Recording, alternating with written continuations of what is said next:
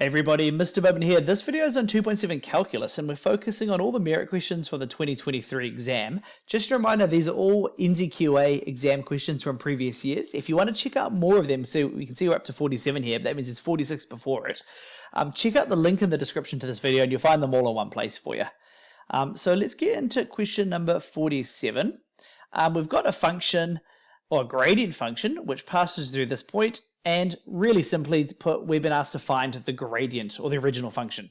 So we're going to start by integrating the function. So let's jot down the function we've got. So our gradient function f dash x was equal to 4x cubed minus 6x squared minus 4x. And to go back to the original function, we're going to need to integrate. So we need to find fx. So we integrate by doing, remember, it's the coefficient divided by the power plus 1. So x4 minus the coefficient divided by the power plus 1. So x squared, or x cubed, that should be, shouldn't it? And then minus 4 divided by the power plus 1, x2, and then we've got plus c. So let's simplify all the fractions.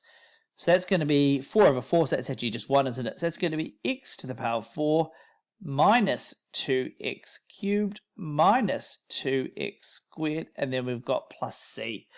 So we've now got that part there. We can now substitute in the coordinate we know. Remember, that coordinate tells us a bit of information. It tells us that x is equal to 2. It also tells us that y is equal to negative 5. So we can sub them both in. So let's put that in. So negative 5 is going to be equal to 2 to the power 4 minus 2 times 2 to the power 3 minus 2 times 2 squared plus c. Straight away I'm seeing something like, so 2 times 2 to the power cubed is actually 2 to the power 4. So we've got 2 to the power 4 minus 2 to the power 4. So those are just going to cancel, leaving me with 2 to the power 3 over there. So it's going to be minus 8. So we've got negative 5 is equal to negative 8 plus c. Adding 8 to both sides here, that means c is going to be equal to 3. So now that I've got that, I can now state my function. So if x is equal to x to the power 4, what's that? Minus 2x cubed. And I'm looking at this line here, but I'm just replacing the c. Minus 2x squared, and then I've got plus 3. Okay, we're now on to question number 48. In question 48, just one of these classic graph questions, but this one isn't quite difficult. So we can see we've got the original function and we've been asked to sketch the gradient function. So the first thing I need to do is I need to pull out, well, what do I know about the gradient? And the easiest things to see are the turning points. So anytime there's a turning point, so we've got one up here, one down here, one up there, we know the gradient of those points are going to be 0. So those are basically going to be our x-intercepts of the gradient function.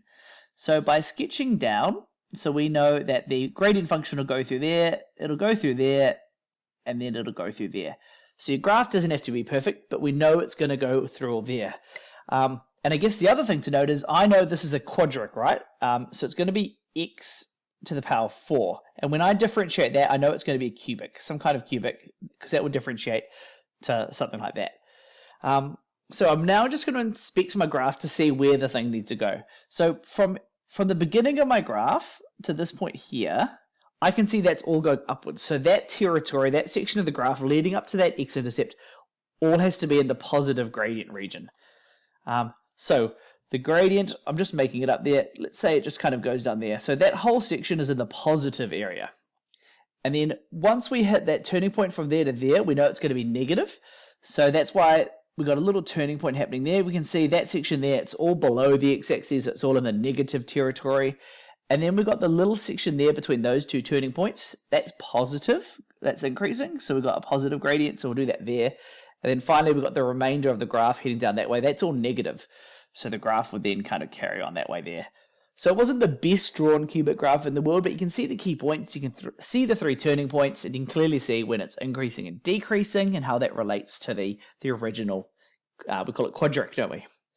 Okay, so we're now on to question number 49, and this, the next 2 merit questions are actually quite more difficult compared to the first 2, but let's get into this one here. So use calculus to show, I'm going to circle the word show, that the line here is a tangent to this equation. So I guess the first thing to note is they've given you the answer. So that's what the word show means, is I've given you the answer, you have to go get there and figure it out yourself. So the way we're going to do that is just the way we normally would with a tangent function. We need to find a gradient. is our first step. So let's differentiate to find that gradient function. So f dash x is going to be equal to, what's that, 9x squared minus 1. And the information they've given us here inside the tangent is we've been told that the gradient there is equal to 8. So basically, what values for x would give a gradient of 8? So we're going to set that to 8. So 8 will be equal to 9x squared minus 1. This is a quadratic equation, so I'm just going to go ahead and solve it.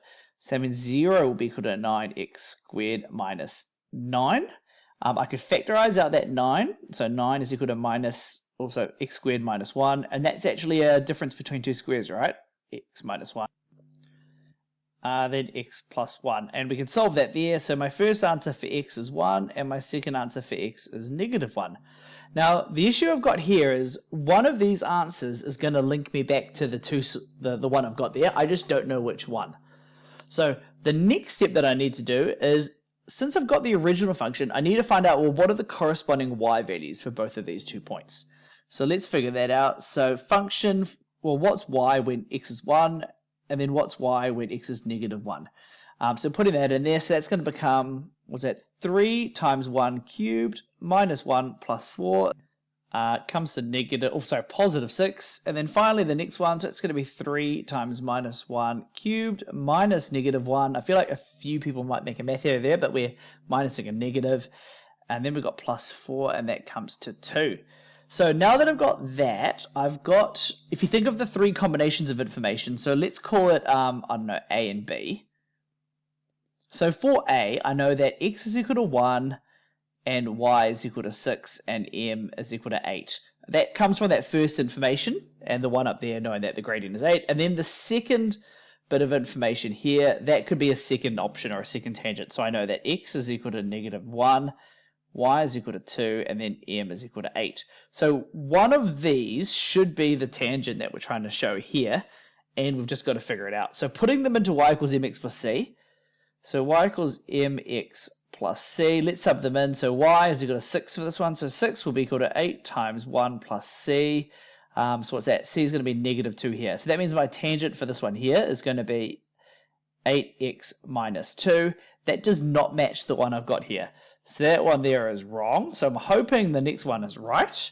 That way I've been able to show it. So same thing, y is equal to mx plus c. So 2 will be equal to 8 times minus 1 plus c. 8 times minus 1 is a negative 8, plus 8 to both sides. Perfect. I'm getting a 10. So c equals to 10, and I like that because that's the 10 I've got there, which means y is going to be equal to 8x plus 10. Therefore, that's the tangent that I'm looking for. Therefore, that's the tangent. Question 50, the final merit question from this video. So we've got a gradient, or find the gradient of this thing at this point here, and then we've been asked to find the coordinates of another point that has the same gradient. So let's do I first. That's probably the easiest one to break down. So because we're looking for the gradient, we need a gradient function, so we need y dash. We're going to have to differentiate our expression. That's going to become 6x squared minus 18x plus 12. I've been told specifically I'm looking for the point 1, 8. So that means x is equal to 1 at that particular point. So I'm going to sub that in. So we're going to have 6 times 1 squared minus 18 times 1 plus 12.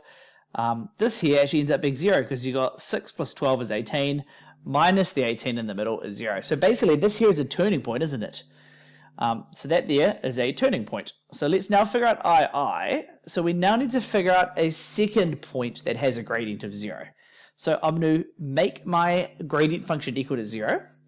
So 0 is going to be equal to 6x squared minus 18x plus 12. I need to solve this to find the other coordinate. Luckily it's a quadratic, so I'm going to put it straight into my calculator. A is equal to 6, B is equal to negative 18, C is equal to 12. When you put that in the calculator, you're going to get two answers. So x1 is equal to 2, and x2 is equal to 1. And that second answer there, that's the one we've already got. So x equals 2, this must be the other point. Must be the other point. Now, we haven't quite done the job yet because it has asked us for the coordinate. So we're just going to need to find out the y value. And to find the y value, we're going to need to substitute x equals 2 back into the original function. That'll tell us about y. So let's get that sorted. So y is going to be equal to 2 times 2 cubed minus 9 times 2 squared plus 2, or 12 times 2, and then we've got plus 3. Doing that all step by step, so 2 times 2 cubed is 16, minus 36, because that's 4 times 9, plus 24, plus 3, so 16 plus that is 40, plus that is 43, and then we've got minus 36. That's going to get me to 7. So that tells me the other coordinate is going to be 2, 7. So that wraps up all the merit questions from this 2003 paper. I really hope you find this video useful. Again, if you're looking for more merit questions like this, check out the link in the description to this video, and you'll find a whole heap of videos and questions to help as well.